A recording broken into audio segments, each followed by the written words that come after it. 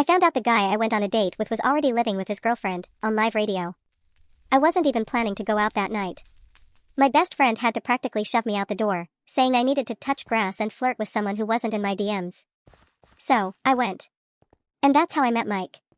He wasn't my usual type, quiet, a little older, dressed too neatly for the dive bar we were in, but when he smiled, there was this calm warmth in him that pulled me in. We started talking about music, about how we both loved late-night drives and bad diner coffee. It felt natural. Comfortable. The night went by too fast. At some point, I remember him brushing his hand over mine when I reached for my drink. It wasn't bold, just curious, careful. I liked that about him. When he walked me to my car, the rain had already started to fall, and we stood there for a good minute under the awning, both not wanting to say goodbye. "Can I see you again?" I asked, nervous but hopeful. He grinned, "Yeah. I'd really like that." He texted me as soon as I drove off, "Made it home safe?" That small text made my chest warm. We kept texting for days, small talk, late-night jokes, a bit of flirting. It was easy. Until it wasn't. Because after that first week, he disappeared.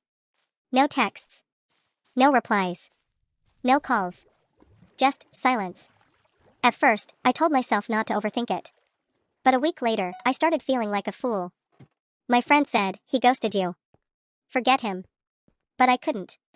There was something about that night that felt too real to just vanish like that. So, yeah, I did something impulsive.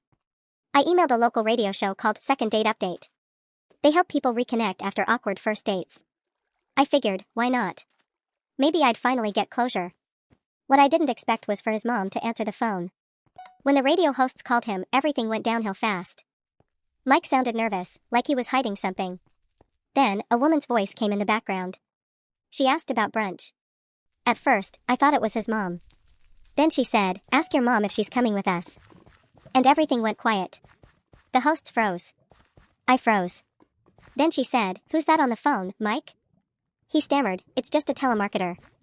A telemarketer. That's what I was now. Turns out, Mike wasn't single. He was living with his girlfriend. For 2 years. And there I was, some girl from a rainy night, listening to her heart shatter on live radio. When the truth came out, I remember laughing. Not because it was funny, but because it was so absurd. I wasn't even angry at first, just numb.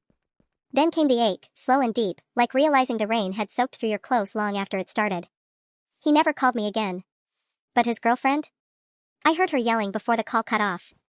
Maybe she found out the way I did, through a voice that sounded too calm for what it was revealing. I deleted his number that night. But I still remember his last text. "Made it home safe?" I guess I did. Just not the way he meant.